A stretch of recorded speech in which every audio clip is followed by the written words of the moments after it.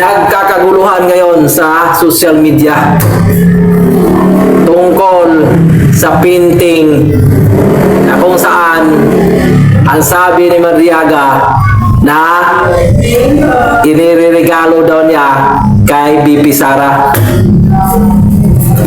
At mariing sinasabi na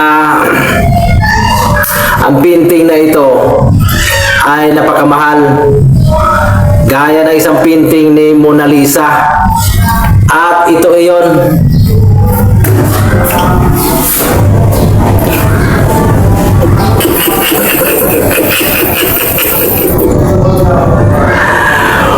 Mona Lisa, pero sa Pilipinas lang ginawa.